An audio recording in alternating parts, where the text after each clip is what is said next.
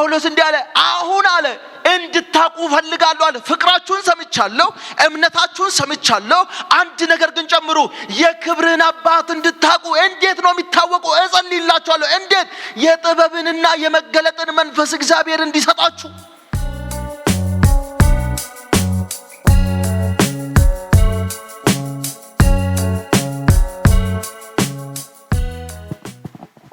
የጌታችን ጸጋ ከሁላችን ጋር ይሁን። በጌታችን በክርስቶስ ኢየሱስ ሰላም እላችኋለሁ። እግዚአብሔር ይመስገን። እንግዲህ እግዚአብሔር ምሮናል፣ ረድቶልናል። ዛሬም እንደገና እድል ሰጥቶናል። ለእግዚአብሔር ለአምላካችን ብዙ ክብር ይሁን። እንግዲህ እግዚአብሔር ጸጋንና ምሕረትን ሲያበዛ ነውና ከእግሩ ስር መገኘት።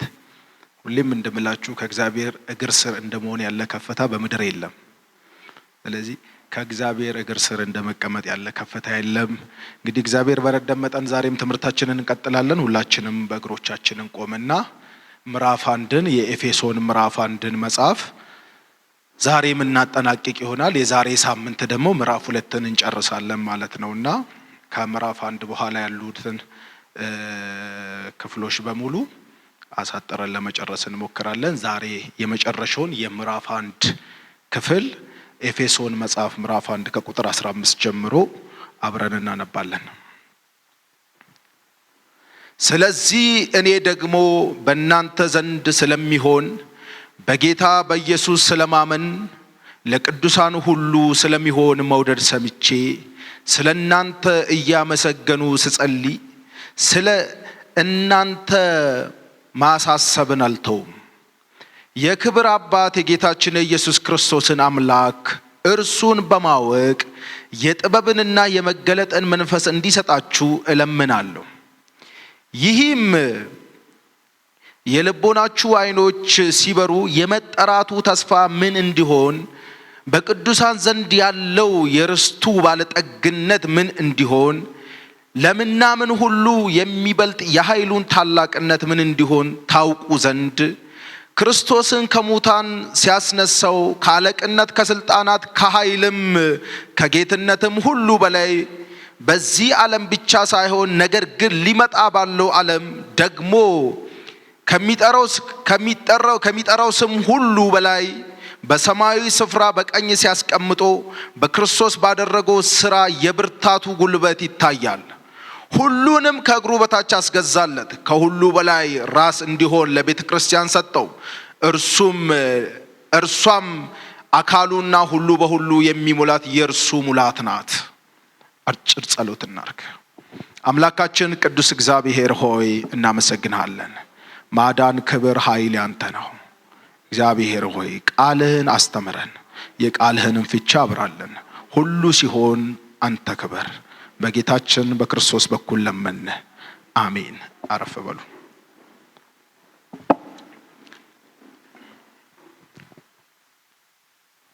ኤፌሶንን እንግዲህ ማጥናት ከጀመርን ዛሬ 3ኛ ሳምንታችን ነው። የመጀመሪያዎቹን 2 ሳምንታት እግዚአብሔር ምሮናል። አስደናቂ ነገር በመካከላችን አድርጓል። ዛሬም ደግሞ የተለየ የአምልኮ መንፈስ በመካከላችን አለ። ያገለገላችሁ ሁላችሁ እግዚአብሔር ይባርካችሁ። ፓስተሮች የጌታ ኢየሱስ ይባርካችሁ። ሁሉ ጊዜ ስለምትሰጡን እድል እና በዚህ ዘመን ትምህርት ቀላል ነገር አይደለምና ሰው ይማር፣ ጉባኤ ይማርልኝ ማለት ትልቅ ነገር ነውና እግዚአብሔር ይባርክ። ፓስተርዬ ጌታ ኢየሱስ ያክብራችሁ። ተባረኩልኝ። ወንጌል ብርሃን እንግዲህ በትምህርት የሚታወቅ ቸርች ነውና እንግዲህ እግዚአብሔር በእናንተ መካከል በዚህ መጨረሻ ዘመን የትምህርትን ነገር ችላ ስላላላችሁ እግዚአብሔር ይባርካችሁ። አሜን።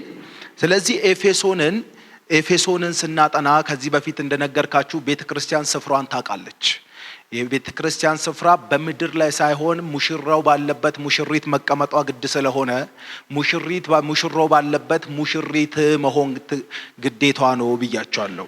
የኤፌሶን ቤተክርስቲያን ጳውሎስ ካገለገለባቸው ቤተክርስቲያኖች ሁሉ ስፍራዋን ያወቀች የት እንዳለች ያወቀች ቤተክርስቲያን እንደሆነች ያለፉት ጥናታችን ላይ አጥንተናል።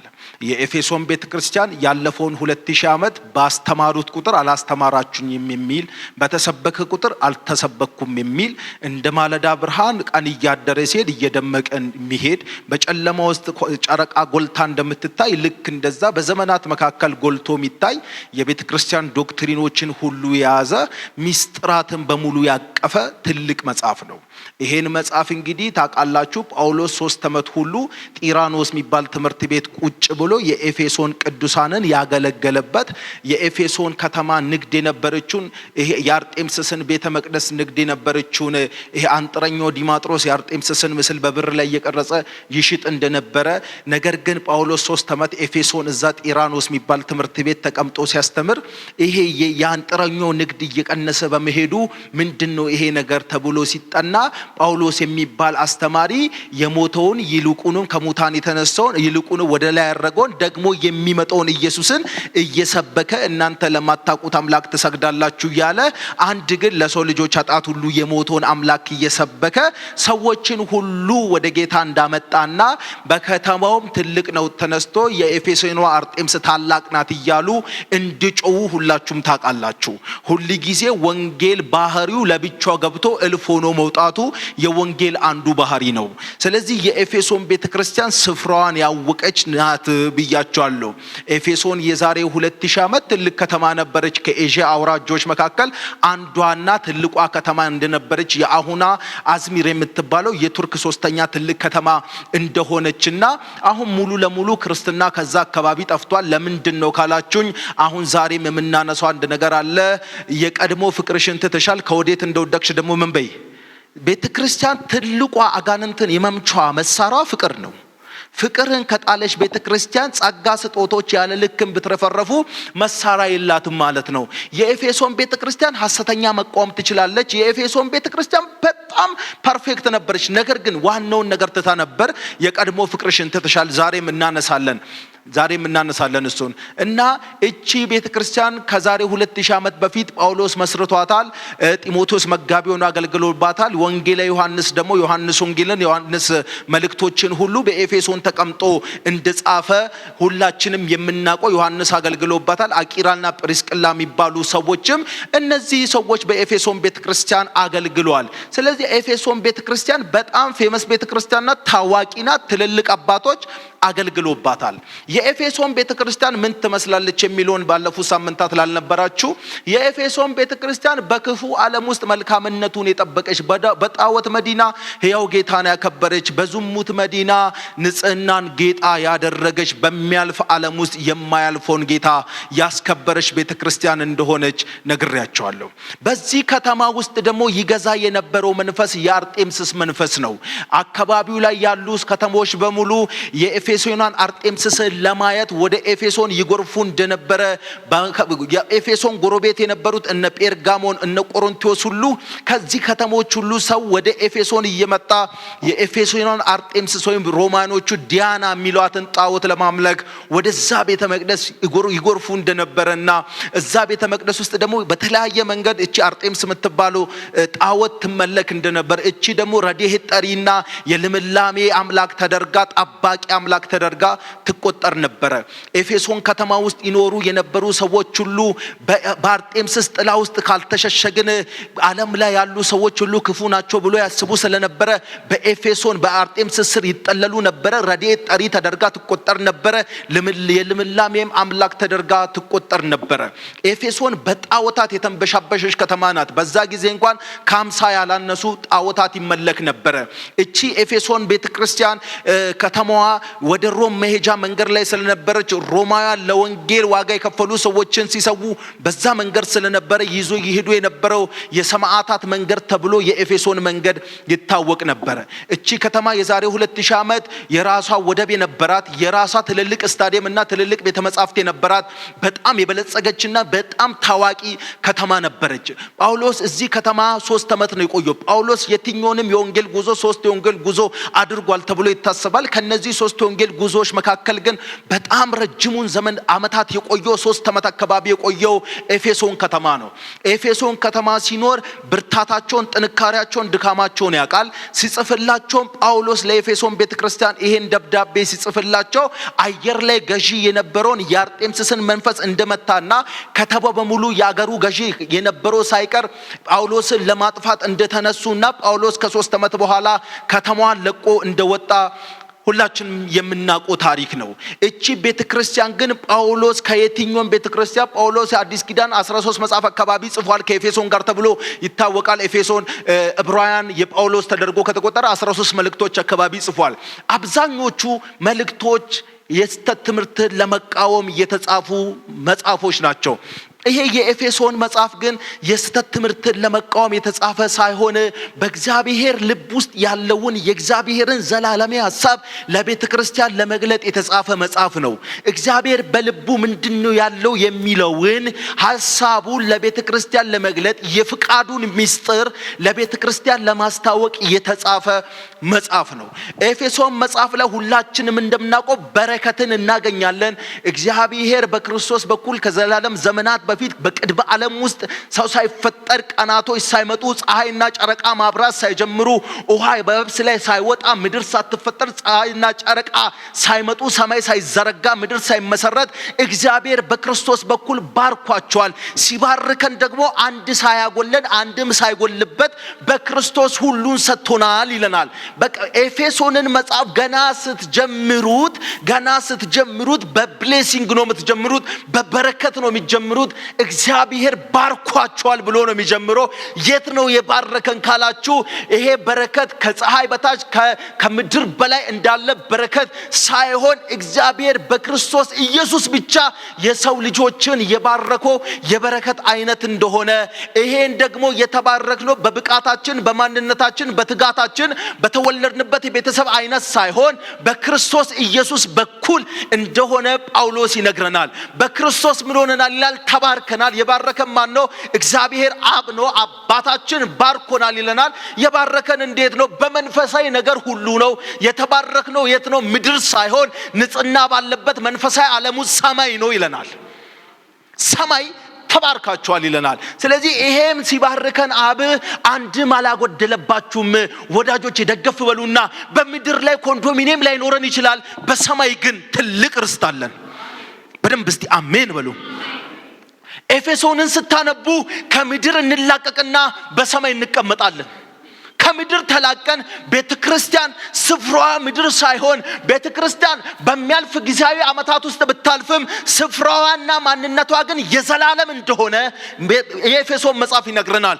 ቤተክርስቲያን በዚህ በወደቀ ዓለም ውስጥ ታልፋለች። በዚህ ውጥንቅጧ በወጣ ውስጥ ዓለም ውስጥ ታልፋለች። በዚህ ዓለም ውስጥ ብርሃን እያበረች ብታልፍም ቤተክርስቲያን ግን ለዚች ዓለም ብቻ የተፈጠረች ሳይሆን በማያልፍ ዘላለም ውስጥም ከበጉ ጋር ትቀመጣለች።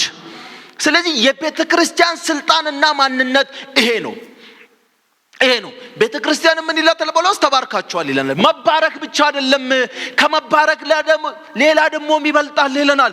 ምንድነው እሱ የሚበልጠው ሲል ዓለም ሳይፈጠር በፊቱ ቅዱሳን ነውር የሌለን እንሆን ዘንድ በክርስቶስ መረጠን። አሁን እዚህ ጉባኤ ላይ ያሉ ሰዎች በክርስቶስ የተመረጡ ናቸው። አሁን ትራምፕኛ ጉባኤ መጥቶ አንዱን ሰው ሰሌክት አድርጎ ቢመርጠው የሳምንታት የስብከት ማድመቂያ ነበር የሚሆነው። ለምን? ትራምፕ የሚያክል የአገር ገዢ ንጉስ መጥቶ ና ብሎ ከኛ መካከል የሆነ ሰው ሰሌክት አድርጎ ቢወስደው በጣም ነው የምንገረመው። እንዴት ሊሆን ቻለ እንላለን። አእምሯችን ሁሉ ማሰብ ያቅተዋል። እንዴት ትራምፕን የሚያክል ሰው መጥቶ እንዴት መረጠን ትላላችሁ? ለምን? እሱ አሜሪካን ያለው እሱ የአገር ገዢ ነው። እሱ የምድር ኃያል የሆነችው መንግስት እያስተዳደረ ነው። እዚህ አዲስ አበባ መጥቶ ሀያት መጥቶ ጎስፕሌት መጥቶ አንድ ሰው ሴሌክት ቢያደርግ ሰው ሁሉ ስለሱ ሰው ያወራል። እንዴት መረጡ ይላል። አብ እንዴት መረጥከን ሲሉት ምንም ምክንያት አይደለም አለ። የጸጋው ክብር ይመሰገን ዘንድ ይሄን አደረኩ። ምንም አይደለም። ምርጫው ማንነትን ብቃት ታይቶ ሳይሆን የተመረጣችሁት ዓለም ሳይፈጠር በፊቱ ቅዱስ ማለት የተሻሻለ ሰው ሳይሆን እንከን አልባ ሰው። በሰማይ እግዚአብሔር የመረጠው የተሻሻለ ሰው አድርጎ አይደለም፣ ንጹህ እንከን አልባ ነውር የሌለባቸው አድርጎ። በክርስቶስ መረጠን ይላል። መመረጥ ብቻ አይደለም፣ ከመመረጥ ደግሞ የሚበልጥ ሌላ ነገር አለ። ምንድነው ከመመረጥ የሚበልጠው? ባረከን፣ መረጠን። ምንድነው የሚበልጠው ሲል እንደ በጎ ፍቃዱ በክርስቶስ ሥራ ልጆች አደረገን። ከዚህ የሚበልጥ ምን አለ? እንደ በጎ ፍቃዱ በክርስቶስ ሥራ ልጆች አደረገን። ይሄ ሁሉ ለምንድነው የምታደርግልን? በዚህ ሁሉ ነገር የምትባርከን የምትመርጠን ለምንድነው? የጸጋው ክብር፣ ሌላ ምንም አይፈልግም ከኛ። የጸጋው ክብር ይመሰገን ዘንድ፣ የጸጋው ክብር ይመሰገን ዘንድ ይላል። ምን ብቻ ጸጋውን በጥበብ በአእምሮ ሁሉ አበዛልን ይላል። የበደላችንን ስርየት የኃጢአታችንን ቤዛ አገኘን ይላል። ከዛ በኋላ በልቡ ውስጥ ያለውን የፍቃዱን ምስጢር አስታወቀን። ይሄም ምስጢር ከሰማይ በታች ያሉትን በሚመጣው ዘመን በክርስቶስ ለመጠቅለል ነው ይላል። መጠቅለልን ተምረናል። ስለዚህ የተጠቀለሉ ሰዎች ደግሞ ርስት አላቸው። ርስቱ ደግሞ መያዣ ማህተብ አለው። የርስቱን መያዣ ማህተብ የመንፈስ ቅዱስ ደግሞ ተቀበላችሁ ይላል። ስለዚህ ኤፌሶን ያለፉት ሳምንታት ትምህርታችን ስንማር የፍቅሩን ብርታት ጌታ እኛን የወደደበትን የመውደድ ልኬታ በጣም የሚያስረዳ በክርስቶስ በክርስቶስ በክርስቶስ እስከ ቁጥር 14 ያሉትን ሁሉ በክርስቶስ እያልን የተመረረ ነው። በክርስቶስ ተባርከናል፣ በክርስቶስ ተመርጠናል፣ በክርስቶስ ልጆች ሆነናል፣ በክርስቶስ ቤዛነትን አግኝተናል፣ በክርስቶስ ያጣትን ስርየት አግኝተናል፣ በክርስቶስ የፍቃዱን ምስጢር አውቀናል፣ በክርስቶስ ደግሞ ዓለም እንደምትጠቀለል አውቀናል፣ በክርስቶስ ርስት ተቀበለናል፣ በክርስቶስ ደግሞ መንፈስ ቅዱስ ተቀበለናል። ይሄም የርስታችሁ መያዣ ነው ይላል። ስለዚህ ያለፉ ሳምንታት ያልመጣችሁ ይሄ ነው ኤፌሶንን ስታጠኑ ባለፈው እንደነገርኳችሁ በቃ ይሄ መውደዱ በስጋ መቆረስ እንደደመቀ ለኛ ያለው ፍቅር ደም በማፍሰስ እንደታተመ በቃ መውደዱ በስጋ መቆረስ ደግሞ ለኛ ያለው ፍቅር ደም በማፍሰስ ታትሟል። እኛ ከእግዚአብሔር ጋርም ከሰው ጋርም እንድንታረቅ መድኃኒት በቀራንዮ ተቆረሰ። የቀደመችው የኃጢአት መንገድ በእግዚአብሔር ፍርድ ተተወች፣ አመፅ ተጨረሰ፣ የዘላለም ጽድቅ ገብቷል አሁን። ስለዚህ በእግዚአብሔር ፊት በክርስቶስ በኩል ጻድቅ ሆነናል። አሜን አሜን። ዛሬ ደግሞ ጳውሎስ ይሄን ሁሉ ላላት ቤተክርስቲያን እየጸለይኩላችሁ ነው ይላል። አይገርም? ይሄ ሁሉ አላት፣ የተመረጠች ናት፣ ቤዛነት ያገኘች ናት፣ ሁሉ ነገር የሆነላት ናት። ሲጀምር እንዲህ ይላል፣ ስለዚህ ደግሞ ስለየቱ ስላለፉት ትምህርቶች ስላለፈው በክርስቶስ ስለመመረጣችን፣ ቤዛነት ስለማግኘታችን፣ የኃጢአት ስርየት ስለመደረጉ መመረጣችን፣ የፍቃዱን ምስጢር ማወቃችን፣ ስለዚህ ደግሞ ይላል ስለዚህ ደግሞ በእናንተ ዘንድ ስለሚሆን በጌታችን በክርስቶስ ስለማመን ለቅዱሳን ሁሉ ስለሚሆን መውደድ ሰምቼ ስለእናንተ እያመሰገንኩ ስጸልይ ስለእናንተ ማሳሰቤን አልተውም። ይሄ ሁሉ ቤተክርስቲያን ምስጋና ብቻ ሳይሆን ማሳሰባም ያላት ማሳሰባላት። ወዳጆቼ እቺ ቤተክርስቲያን ስፍራዋን ያወቀች ናት ብያችኋለሁ። ስፍራዋን ያወቀች የተባረከች ናት ብያችኋለሁ። የተመረጠች ናት ብያችኋለሁ። ጳውሎስ ምን ይላችኋል? ስለናንተ በክርስቶስ ስላላችሁ እምነት ሰምቼ መጀመሪያ ይላችኋል። በክርስቶስ ላይ ስላላችሁ እምነት ሰምቼ፣ በቅዱሳን መካከል ስላላችሁ መዋደድ ሰምቼ ስለናንተ እግዚአብሔርን ማመስገን አላቋረጥኩም። ነገር ግን ምስጋና ብቻ ሳይሆን ማሳሰባም ያለኝ ይላል። ይሄ ሁሉ ያላት ቤተክርስቲያን ማሳሰባ ምን ያደርግላታል? አይታችኋል? ይሄ ሁሉ አላት። ነገር ግን ጳውሎስ በማሳሰባው ውስጥ አንድ ጸሎት ይጸልይላቸዋል። ይሄም የጥበብና የመገለጥ መንፈስ እግዚአብሔር እንዲሰጣቸውና የልቦናቸው አይኖች እንዲበሩ ይፈልጋል። ጳውሎስ ይሄን ሁሉ ላላት ቤተክርስቲያን የሚሰጣትን ነገር እንድታውቅ ሳይሆን የሚጸልይላት ያላትን ነገር እንድትረዳ ነው የሚጸልይላት። ምክንያቱም ያልተሰጣት ስለሌለ ጳውሎስ እዚህ ጋር የሚጸልይላቸው የሚያስጠነቅቃቸው የሚሰጣቸውን ነገር እንዲያውቁ ሳይሆን ያላቸውን ነገር እንዲረዱ እግዚአብሔር በክርስቶስ የሰራላቸውን ታላቁን ማዳን እንዲገነዘቡ እጸልይላችኋለሁ። ከቁጥር 1 እስከ ቁጥር 14 የጻፍኩላችሁ ነገር መፍትሄ የሚያገኙ የምትረዱት እንዲሁ አይደለም። የጥበብና የመገለጥ መንፈስ ሲሰጣችሁ ይሄን መገንዘብ ትጀምራላችሁ። ስለዚህ የኤፌሶን ቤተክርስቲያን ምን ያስፈልጋታል? ጸሎት ያስፈልጋታል። ምስጋናው ምንድነው? እምነታቸው በማለት በክርስቶስ ላይ ያላቸው እምነት ጠንካራ ነው። በቅዱሳን መካከል ያላቸው መዋደድ ብርቱ ነበረ። ስለዚህ ራእይ መጽሐፍ ምዕራፍ 2 ላይ ልውሰዳችሁ። ጳውሎስ እዚህ ጋር ምን ይላቸዋል? ፍቅራችሁ አስደንቆኛል ይላቸዋል። ዮሐንስ ደግሞ ምን ይላቸዋል? የቀድሞ ፍቅርሽን። ቤተ ክርስቲያኗ በዘመን ውስጥ ስታልፍ ፍቅሯን ጣለች። ወዳጆቼ በቤተ ክርስቲያን ውስጥ ስንኖር ቤተ ክርስቲያን የኖህ መርከብ ናት። የኖህ መርከብ አንበሳ አለበት፣ ጅብ አለበት፣ አውሬ የተባለው ሁሉ አንዳንድ ገብቶበታል። እዛው ነው የሚሸኑት። እዛው ሽታውን ልነግራችሁ አልችልም። ነገር ግን ማውጣት ምርጫው ነው ያውቅም። ማውጣት ምርጫው ነው ያውቅም። በቤተ ክርስቲያን ምንም ልንጎዳ እንችላለን።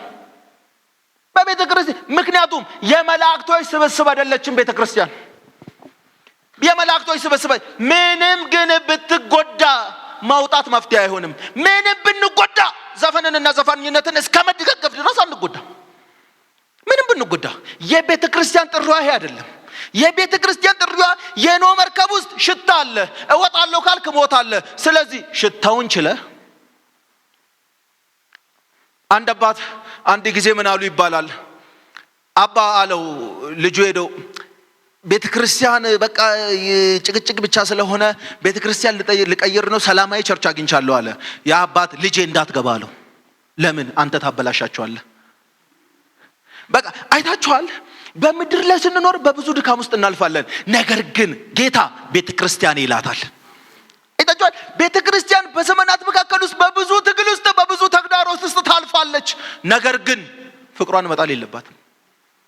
የቤተ ክርስቲያን ትልቁ መሳሪያ ፍቅር ነው። የቀድሞ ፍቅርሽ ምን ብለሻል? የኤፌሶን ቤተ ክርስቲያን ከደረሰባት መከራ፣ ከተጨቆነችው ጭቆና፣ የፖለቲካው ሁኔታ አልፎባታል። ሮማን ይገዙ ስለነበር አስጨንቋቸዋል። ስደቱ አለ፣ ምኑ አለ። በጣም ብዙ መከራ ውስጥ አልፋለች። ብዙ መከራ ውስጥ አልፋ አንድ ነገር ጣለች፣ ፍቅሯን። ፍቅር ስለጣለች ጌታ ራራላት። እንዳራራላት መጣና እንዲህ አለ፣ ትጋትሽን አውቃለሁ፣ ነገር ግን የቀድሞ ፍቅርሽን ትተሻል። ከወዴት እንደወደቅሽ አስቢ። ወዳጆቼ ፍቅር ማጣት ነው መውደቅ። ፍቅር ማጣት ነው መውደቅ። ወዳጆቼ ልባችሁን ጠብቁ። ምክንያቱም ከእግዚአብሔር ጋር አጣብቆ የሚያኖራችሁ ልባችሁ ነው። ስለዚህ ምንም ቢሆኑ ለክርስቶስ ካላችሁ ማንነት ፍንክች እንዳትሉ። ለዚህ ነው ሁለተኛ ቆሮንቶስ ምዕራፍ 11 ላይ ጳውሎስ እንዲህ አለ፣ ሰይጣን በተንኮሉ ሔዋንን እንዳሳታት በእግዚአብሔር ላይ ያላችሁን ቅንነት እንዳያስታችሁ ተጠንቀቁ። ወዳጆቼ ህብረት ወደ ጎንና ወደ ላይ ሲበላሽ በጣም አደገኛ ነው። መጠንቀቅ ያለባችሁ ከወንድሞቻችሁ ጋር ያለውን ጤነኝነትና ከእግዚአብሔር ጋር ያላችሁን ጤነኝነት ነው። ጳውሎስ እዚህ ጋር ሁለቱንም ይጠቅሳል። በክርስቶስ ላይ ወደ ላይ ያላችሁ እምነት ጠንካራ ነው አለ። ወደ ጎን ደግሞ ያላችሁ ፍቅር ጽኑ ነው አለ። ወዳጆቼ እግዚአብሔር በዚህ ባርከን፣ ወደ ላይም ወደ ጎንም የሚመሰከርልን ሰዎች ያድርገን። በቅዱሳን ላይ ያላችሁ ፍቅር ሰምቼ አለ ስለ እናንተ ጌታን ማመስገን አልተውም አለ ጳውሎስ። እዚህ ኤፌሶን መጽሐፍ ላይ ፍቅር እምነትንና ተስፋን ደጋግሞ ይጠቅሳል። ቆሮንቶስ 13 እምነት ፍቅርና ተስፋ እነዚህ ሶስቱ ጸንቶ ይኖራሉ። ከሁሉ የሚበልጠው ግን ምንድነው? ዋናውን ነው ሚስ ያደረገችው።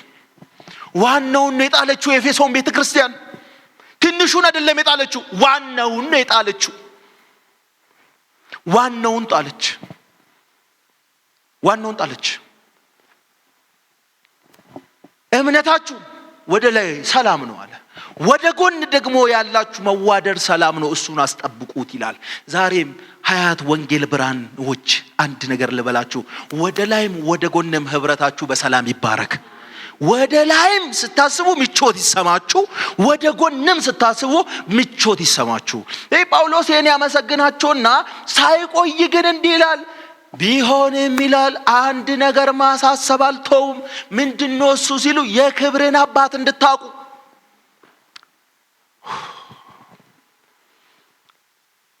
የክብርን አባት እንድታውቁ። ይሄን ሁሉ ተባርከን እንዴት ይሄን ሁሉ የተባረካችሁት እሱ አውቋችሁ ነው አለ። ይሄን ሁሉ የተባረካችሁት የእናንተ ዕውቀት ላይ ተመስርቶ ሳይሆን አብ የባረካችሁ ራሱ ዕውቀት ላይ ነው። ጳውሎስ ለዚህ ነው ቆሮንቶስ መጽሐፍ ምዕራፍ 13 ላይ እንዲህ አለ፣ አሁን በእውቀት ከፍለን እናውቃለን፣ አሁን በድንግዝግዝ እንደሚያናያለን አለ። ነገር ግን አንድ ቀን እሱ እንዳየን እኛም እናየዋለን። አንድ ቀን አለ ይሄ ግርዶሽ ሁሉ ይነሳና በድንግዝግዝ ምናየው ይነሳና እሱ እኛን እንዳየን እኛም እናየዋለን። እንደ እንዳየን እንያለን። ጳውሎስ እንዲህ አለ፣ አሁን አለ እንድታቁ ፈልጋለሁ አለ። ፍቅራችሁን ሰምቻለሁ፣ እምነታችሁን ሰምቻለሁ። አንድ ነገር ግን ጨምሩ፣ የክብርን አባት እንድታቁ። እንዴት ነው የሚታወቀው? እጸልይላችኋለሁ። እንዴት? የጥበብንና የመገለጥን መንፈስ እግዚአብሔር እንዲሰጣችሁ። የክብር አባት ዝም ብሎ አይታወቅም አለ። እሱ የክብሮች አባት ነው። የክብር ብቻ አይደለም፣ የክብሮች ሁሉ አባት ነው። የውርደት አይደለም። እሱ እጅ ለታሪክ ተበላሽቶ አያውቅም። እግዚአብሔር ማንንም አዋርዶ አያውቅም። እሱ የክብሮች አባት ነው። ለዚህ ነው ዮሐንስ 17 ላይ ኢየሱስ ሲጸልይ እንዲህ አለ፣ ዓለም ሳይፈጠር በአንተ ዘንድ በነበረኝ ክብር አክብራቸው። አይታችኋል? ይሄን ጌታ ስትጠጉት እሱ ብቻ አይደለም የሚከብረው፣ እናንተንም ያከብራቸዋል። የክብርን አባት እንድታቁ። የክብርን አባት እንድታቁ። እንዴት ነው ማወቅ የሚቻለው? የልቦናችሁ አይኖች ሲበሩ። እግዚአብሔር የጥበብንና የመገለጥን መንፈስ እንዲሰጣችሁ ጸልያለሁ። የልቦናችሁ አይኖች ሲበሩ። አሁን የልቦናችሁ አይኖች ሲበሩ ይላችሁ። ጥበብና መገለጥ ጥበብ ማወቅ አይደለም። ማወቅና ልቦና ሲፈጠሩ ጳውሎስ ስለዚህ ነው ቆሮንቶስ ለምን አለ? በበሰሉት መካከል የእግዚአብሔርን ጥበብ ምን እንላለን? እንናገራለን አለ። የዚህ ዓለም ጥበብ አለ፣ የሰይጣን ጥበብ አለ፣ የእግዚአብሔር ጥበብ አለ። የነ ሶቅራጦስ ጥበብ አለ፣ የነ ፕላቶ ጥበብ አለ፣ የነ አርስቶትል ጥበብ አለ። የሰይጣን ደግሞ ጥበብ አለ፣ ሔዋንን ያሳተበት። የእግዚአብሔር ደግሞ ጥበብ አለ፣ ሰዎችን ሁሉ ያዳነበት። ስለዚህ እግዚአብሔርም ጠቢብ ነው። ጥበቡን ግን ለምንድን ተጠቀመው? ለመዳኛ። አይታችኋል? ሰይጣን ለመጣል ተጠቅሞበታል። እና አርስቶትል እነ ሶቅራጦስም እግዚአብሔር የሚባል ነገር የለም፣ ዓለም በሙሉ እግዚአብሔር ነው ብሎበታል። እግዚአብሔር ግን ኃይሉን ጥበቡን የተጠቀመው ሰዎችን ለማዳን ነው። እግዚአብሔር ዓለምን ከሰራበት ጥበብ ይልቅ ሰዎችን ሁሉ ወደ መንግስት ሰማያት የጠራበት ጥበብ ይበልጣል። እግዚአብሔር ዓለምን ና ብሎ ከጠራበት፣ ምድርን ና ብሎ ከዘረጋበት፣ ውሃን የብሱን ከምድር ላይ ሂድ ብሎ ከእንትን ካለበት፣ ያን ሁሉ ፍጥረታት ና ካለበት ይልቅ ፍቅርን መስቀል ላይ ያብራራበት መንገድ ይበልጣል። የቀራንዮ መስቀል የፍቅር ሁሉ ጥግ ነው። ፍቅር የጀመረው ከቀራንዮ ነው። ፍቅር ራሱ ምን እንደሆነ ያወቅ ነው። እግዚአብሔር እኮ በብሉይ ኪዳን ፍቅር ነው አናቆም። ግን ነገር ግን ፍቅር መሆኑን ኢየሱስም መስቀል ላይ ጨክኖበት ሰዎችን ምን ያህል እንደወደደ አሳየ። ፍቅር ከቀራንዮ ውጭ ምን ማብራሪያ ያለው? ምንም እኮ ማብራሪያ የለውም። ጳውሎስ አንድ ልመና ነው የሚለምናቸው፣ የክብርን አባት እንድታቁ። በቃ እንድታቁ እኔ የምፈልገው አለ። ተባርካችኋል፣ ተመርጣችኋል፣ ቤዛነት አግኝታችኋል፣ ጸጋው በአእምሮ ሁሉ በስቶላችኋል። ይሄ ሁሉ ርስት ይዛችኋል፣ መያዣ ተሰጥቷችኋል። ይሄ ሁሉ የክብርን አባት ካላወቃችሁ፣ ፍቅር አላችሁ፣ እምነታችሁ ጽኑ ነው። ግን ይሄ ሁሉ ነገር የፍቅርን አባት ካላወቃችሁት፣ የክብርን አባት ካላወቃችሁ ምን ዋጋ አለው አለ። ምን ዋጋ አለው? እንዴት ነው የምናውቀው? የጥበብና የመገለጥ መንፈስ ያስፈልጋል አለ። አንድ ብላቴና እህትየው ጋር ሄደና እህቴ እግዚአብሔርን ማየት ፈልጋለሁ አላት። እግዚአብሔርን ማየት ፈልጋለሁ እህቴ አላት። እህቱ እግዚአብሔር እኮ አይታይም አለችው። መልሶ አላረከውም፣ አርፎ አልተቀመጠም። ወደ እናትየው ጋር ሄደ። እናቴ እግዚአብሔርን ማየት ፈልጋለሁ፣ እህቴን ስጠይቃት እግዚአብሔር አይታይም ብለኛለች አለ። እናትየው ደግሞ ልጄ እግዚአብሔርን በቃል ውስጥ ማየት ትችላለህ አለችው። አረካም። ወደ አያቱ ሄደ። አያቱ አይነ ስውር ነበረ፣ በእርጅና ብዛት ደክሞ ነበረ። እናቴ እህቴን ስጠይቃት እግዚአብሔር አይታይም አለችኝ። እናቴን ስጠይቃት እግዚአብሔር በቃል ውስጥ ነው የሚታዩ አለችኝ። አያቴ ምን ትላለህ ሲባል ሳቅ አለና አያትየው እንዲህ አለ፣ በዚህ ጊዜ እንደ እግዚአብሔር እየታየኝ ያለ ነገር የለም አላት አለ። ወዳጆቼ ሰውየው የሥጋ አይኑ ጨልሞ የልብ አይኑ በርቷል። የምንሄድበትን መንገድ እያወቅን ነው የምንሄደው፣ እናውቃለን። እግዚአብሔርን አይተነዋል። የልቦናችን አይኖች ተከፍቶ የርስቱን ባለጠግነት አይተነዋል። ገብቶናል። ወዳጆቼ ብዙ ሰባኪዎች እንደሚሉት ኢየሱስን አገልግዬ እንኳን ይሄ መንገድ ስህተት ነው ቢባል እሳሳታለሁ እንጂ አቋሜን አልቀየርም ይላሉ ሰዎች። ፖል ክራፕ የሚባል ዮሐንስ ደቀ መዝሙር የነበረ ሰው በሮማን ወታደሮች ስር እጅ ገብቶ ጫካ ግንድ ላይ አስሮት ኢየሱስን ካድ ሲሉት ከግንድ ጋር አጣብቆ ያለዛ አውሬ በለሃል ሲሉት 86 ዓመት ሙሉ ያልካደኝን ኢየሱሴን እንዴት ብዬ ልካዶ ብሏል። ወዳጆቼ ተጠግተነው ያላሳፈረን ብርቱ መጠጊያችን ሆነ። ቤት ባይኖረን ቤት የሆነን፣ ዘመድ ባይኖረን ዘመድ የሆነን፣ እናት አባት የሆነን፣ ብርቱ መጠጊያ የሆነን ኢየሱስ እንዴት እንክደዋለን? ኢየሱስን። ኢየሱስ እኮ እናትም ነው አባትም ነው። ኢየሱስ አባትም ሆኖልናል፣ እናትም ሆኖልናል። በምድረ በዳ ምቹ ጥላ ሆኖልናል። በጥም ዘመን እርካታ ሆኖልናል። በረሃብ ዘመን ጥጋባችን ሆኗል። ኢየሱስ ሁሉን ሆኖልናል። ከሰማይ በታች ኢየሱስ ከሰማይ በላይ ከሰማይ በታች ምን ያልሆነልን አለ? ኢየሱስን ለመቅረብ እልፍ ምክንያት አለ፣ ለመካድ ምንም ምክንያት የለንም። እንደ ፖል ክራፕ 86 ዓመት ያልካደኝን ኢየሱሴን እንዴት ልካዶ አለ። ስለዚህ እግዚአብሔር የጥበብና የመገለጥ መንፈስ እንዲሰጣችሁ አለ። የዛን ጊዜ ነው የክብርን አባት የምታውቁት አለ። የጥበብና የመገለጥ መንፈስ ሲሰጣችሁ የልቦናችሁ አይኖች ይበራል አለ። የልቦናችሁ አይኖች ሲበሩ 3 ነገር ትረዳላችሁ አለ። አንደኛ አለ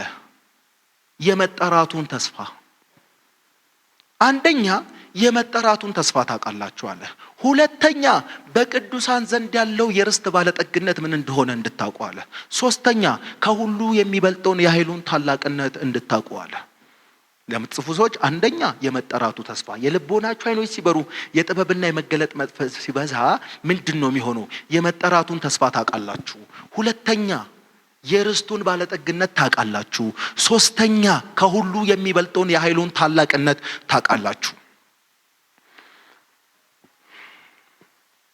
ወዳጆቼ መገለጥ የተሰወረውን ነው፣ የተደበቀውን ነው።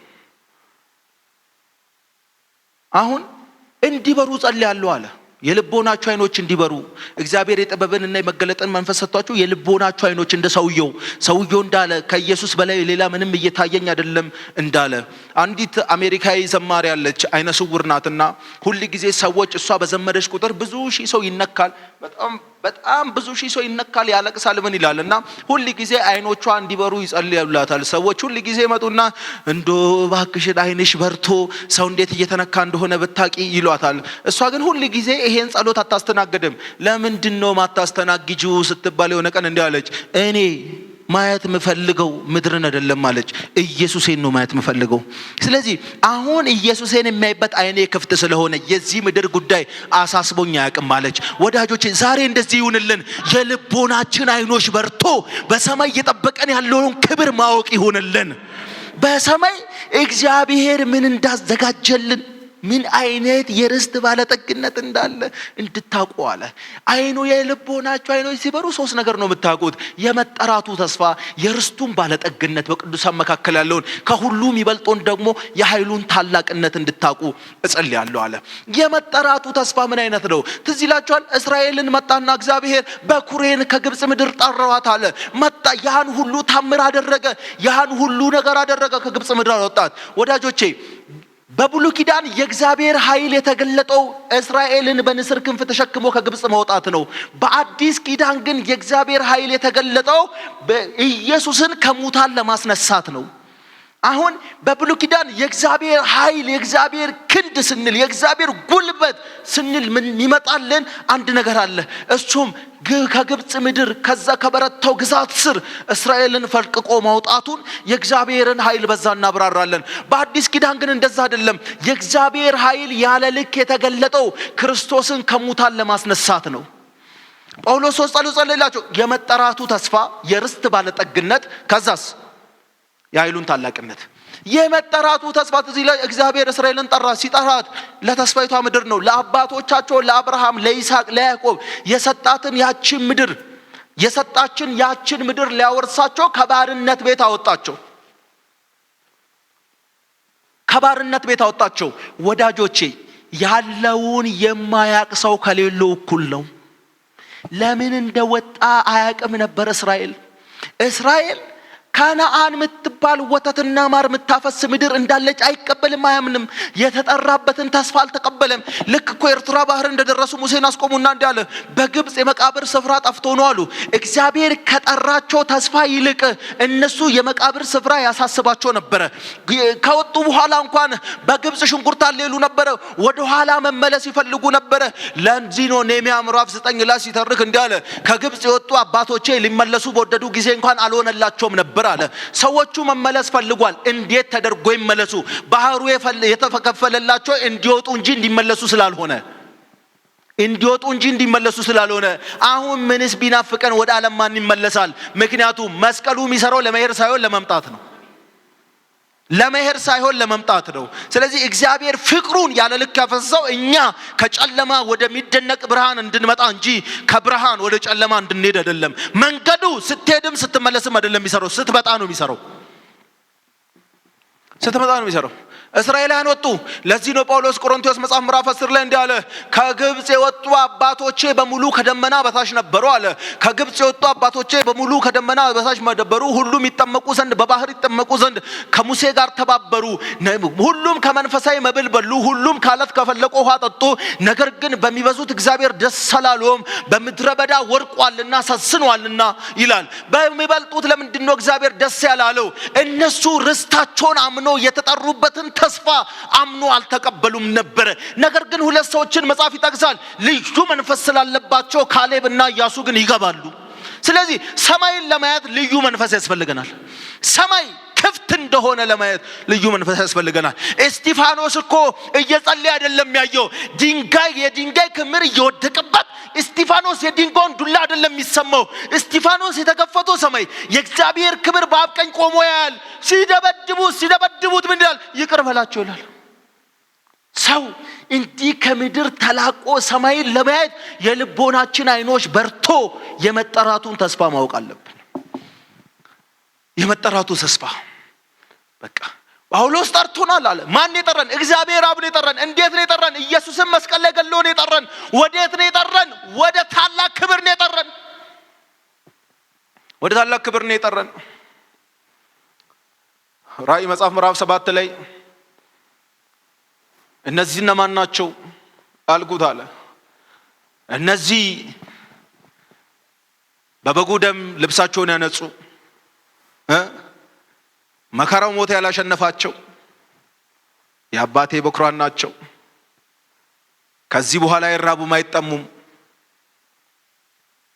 ፀሐይና ትኩሳት አይጎዳቸው ለምን በጉ በመካከላቸው ነውና አንድ ቀን እኮ ሰብሰብ እንላለን ይሄን ወዳጆቼ በእውነት ነው የምላችሁ ይሄን እያወቀን ካልኖርን ሞት የሚባል ክፉ በየምሽቱ እየመጣ በር ነው የሚያንኳኳው በየምሽቱ የሰይጣን ትልቁ ማስፈራሪያ ሞት ነው ለዚህ ነው ጳውሎስ ሞት የት አለ ሲኦል መጓየት አለ ያለው ሞትም ሲኦልም ድል ተነስቷል ስለዚህ የሞተልን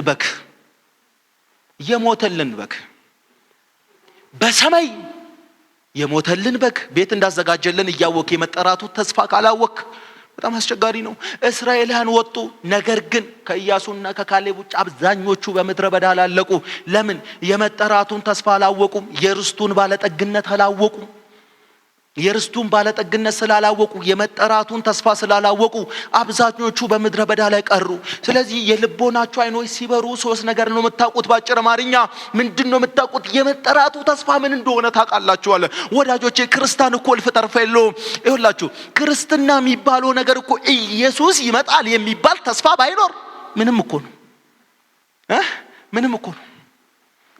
ነው ስለዚህ እኛ አንድ ምን ጠብቆ መድኃኒት አለን ለዚህ ነው ጳውሎስ ቲቶ መጽሐፍ ላይ እንዲህ አለ ዓለምን ሁሉ የሚያድን የእግዚአብሔር ጸጋ ተገልጧል ይህም ጸጋ አጣተኝነትንና ዓለማዊ ምኞትን አስክዶ የተባረከው ተስፋ ማንም ቃል ቢገባላችሁ ተስፋው የተባረከ አይደለም እርሱ ግን የገባልን ተስፋ የተባረከ ነው ይሄን ተስፋ እንዴት ነው የምንጠብቀው ኃጢአተኝነትን እያስካደን ዓለማዊ ምኞትን እያስካደን የተባረከው ተስፋችንን ይሄ ተስፋ ወዳጆቼ የተባረከ ነው በቃ የተባረከ ነው። የመጠራቱ ተስፋ ምን እንደሆነ እንድታውቁ። የመጠራቱ ተስፋ እኮ በጣም ታላቅ ነው። እስራኤላውያን በምድረ በዳ አለቁ። ይሄን ቀላል እንጀራ ዘኍልቍ መጽሐፍ ላይ እንደምታውቁት ይሄን ቀላል እንጀራ ነፍሳችን ተጸየፈች አሉ። ወዳጆቼ እስራኤላውያን በምድረ በዳ ያለቁት የመጠራቱን ተስፋ እግዚአብሔር የፋሲካውን በግ አርዶላቸው ከግብጽ ምድር ለምን እንዳወጣቸው እኮ አላወቁም። ርስት እንዳላቸው፣ የርስት ባለጠግነት እንዳላቸው የተጠሩበትን ተስፋ ስላላወቁ በምድረ በዳ አላለቁ። ሁለተኛ ጳውሎስ የልቦናችሁ ዓይኖች ሲበሩ መታቁት የርስቱን በቅዱሳን መካከል ያለውን የርስቱን ባለጠግነት ነው አለ። ወዳጆቼ ኤፌሶን መጽሐፍ ምዕራፍ አንድ ላይ ባለፈው ሳምንት ስንማር ምን ብያቸዋለሁ? ርስትን ደግሞ ተቀበልን ብያቸዋለሁ። አሁን ደግሞ በቅዱሳን መካከል ያለው ርስቱን ይላል። ርስት ይለናል፣ የኛ ነው ይለናል። ምዕራፍ አንድ ላይ ባለፈው ሳምንት ስንማር ከቁጥር 12 እስከ 14 ያለው ርስት ተቀበላችሁ ይለናል። ይሄም ርስት እናንተ ነው ይለናል። አሁን ደግሞ በቅዱሳን መካከል ያለው ርስቱ ይለናል። አሁን የሱ ነው ይለናል። ምን ማለት መሰላችሁ? ርስቱን ያለ እግዚአብሔር፣ እግዚአብሔርን ያለ ርስቱ ማሰብ አይቻልም። ለዚህ ነው ገላትያ መጽሐፍ ምዕራፍ 4 ላይ እንዲህ ያለ ልጆች ከሆናችሁ ምኖች ናችሁ? ምኖች ናችሁ? ወራሾች ናችሁ ይልና ምን ይላል? በክርስቶስ እግዚአብሔር ወራሾች ናችሁ አይልም? ርስቱ ራሱ እግዚአብሔር ነው። እግዚአብሔር ራሱ ርስት ነው። ስለዚህ በሰማይ የሚኖር ሰው 400 ካሬ ሜትር ያብለጨለጨ ቦታ ሳይሆን እግዚአብሔርን ራሱን ነው። የእግዚአብሔር ርስት ደግሞ ወደፊት ፍጻሜ የሌለው ርስት ሳይሆን ወደ ኋላም መጀመሪያ የሌለው ርስት ነው። ወደፊትም ፍጻሜ የለውም፣ ወደ ኋላም መጀመሪያ የለውም። ስለዚህ እግዚአብሔርን ራሱ የምንወርስበት የርስት ባለጠግነት ነው። ይሄን ጴጥሮስ ሲያብራራ ምን አለ? የማያልፍ እድፈት የሌለበት የማይቆሽሽ የማይሰረቅ መዝገብ በሰማይ አለን። በቃ በሰማይ ዳግም ለተወለዳችሁት ነው አለ። ጳውሎስ ደግሞ ቆሮንቶስ ለምን አለ? የሰው ዓይን ያላየው የሰው ጆሮ ያልሰማው እግዚአብሔር ለሚወዱት ያዘጋጀው አይደል? ይሄ ርስት የሰው ዓይን ያላየውም የሰው ጆሮ አላበራ። ሳይንቲስቶች ሊያብራሩት አይችሉም። ምክንያቱም የሰው ዓይን አላየውም የሰው ጆሮ አልሰማው። ርስቱ ባለጠግነቱ ከፍተኛ ነው። እስራኤላን የመጠራቱን ተስፋ ስላላወቁ ምድር ላይ ቀሩ። የታመኑት ግን ኢያሱና ካሌብ ወደ ተስፋይቷ ምድር ገቡ፣ ርስታቸውን ጨበጡ። ያቺ ወተትና ማር የምታፈሰውን ምድር ጨበጡ። አሁን ደግሞ እኛ በክርስቶስ በኩል በሰማይ የማያልፍ ርስት አለን። ይሄ ርስት ደግሞ የማያልፍ የማይቆሽሽ እድፈት የሌለበት ዳግም ለተወለዱት እግዚአብሔር ያዘጋጀው ርስት ነው። ወዳጆች በሰማይ ታላቅ ቤት አለን። በሰማይ ታላቅ ቤት አለን። ለዚህ እኮ ነው መንግስተ ሰማይ ከሞት ወዲያ ለኛ መጠለያ፣ ከሞት ወዲያ ለኛ መሻገሪያ። መንግስተ ሰማይ እኮ ርስት አለን። እኛ ርስት አለን እዛ። ይሄ ፀሐይ አይበራም፣ ፀሐይና ትኩሳት አይኖርም፣ ጨረቃና ከዋክብቶችም አይታጀቡም። በጉ ብርሃን ይሆናል። አይጨልምም፣ አይነጋም። አይጨልምም፣ አይነጋም። ይሄን ማንም ሊቀርቦ በማይችል ብርሃን ውስጥ የሚኖረውን አምላክ ርስታችንን ኢየሱስን አንድ ቀን እንጨብጠዋለን፣ እንወርሰዋለን። ኢየሱስን እንወርሰዋለን። ወዳጆቼ ይሄ ምድር እንዴት ነው የሚሰለቸው? እንዴት ነው የሚሰለቸው? ሞትና ደስታ እኩል የሚወራበት ሀገር። አሁን የደረሰን ሰበር ዜና የተከበሩት አቶ ኤከሌ ከዚህ ድካም አርፏል ይለንና የእንትን ምርቃት በዚህ ሰዓት ተመረቀ። ምድር እኮ እኩል ዜና የላትም። አንድ ቤት ሐዘን፣ አንድ ቤት ደስታ ነው። አንድ ቤት የሰርግ ድንኳን፣ አንድ ቤት የለቅሶ ድንኳን ነው። ምድር ደስ የሚል ዜና የላትም።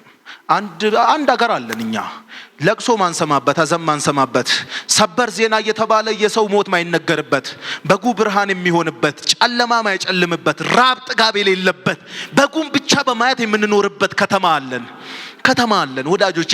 በቅዱሳን ይሄ ርስት ደግሞ ለኛ ብቻ ለቅዱሳን ሁሉ የርስቱ ባለጠግነት እንድታውቁ። ይሄ የልቦናችን አይኖች ካልበራ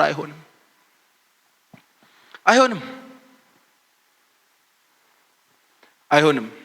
ጳውሎስ ይሄን የርስት ባለጠግነት እንዴት ባይ ነው? ብሄድ ይሻለኛል አለ። ፊልጵስዩስ ላይ ብሄድ ይሻላል አለ። ብኖር እኔ ምንም አልጠቀምም፣ ጥቅሜ እናንተ ነው አለ። ብሄድስ አብን ፊት ለፊት ላይ እናፍቃለሁ። አብን ፊት ለፊት ላይ እናፍቃለሁ። ወዳጆቼ ክርስትና የማይታየውን ማየት ነው።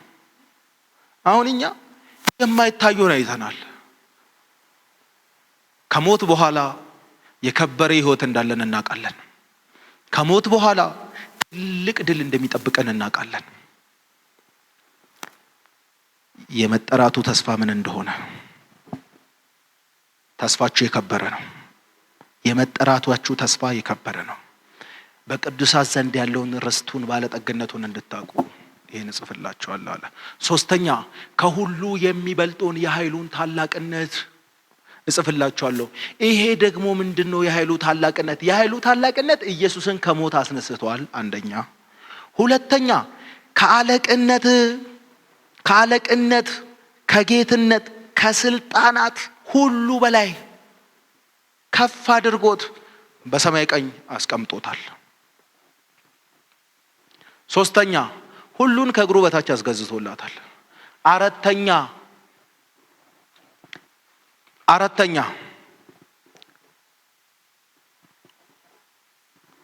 ከሁሉ በላይ ራስ አድርጎ ለቤተ ክርስቲያን ራስ አድርጎታል። እርሷም የአካሉ ሙላት ሁሉ በሁሉ የሚያደርጋት ናት። የኃይሉ ታላቅነት በአራት መንገድ ይገለጻል። የመጀመሪያው ክርስቶስን ከሙታን አስነስቷል። ሁለተኛው ከስም ሁሉ በላይ የሆነውን ስም አለቅነት፣ ጌትነትን ሁሉ አስገዝቶለት ከስም ሁሉ በላይ የሆነውን ስም በሰማይ ቀኝ አስቀምጦታል። ሶስተኛ ሁሉን አስገዝቶለታል። አራተኛ የቤተ ክርስቲያን ራስ አድርጓታል።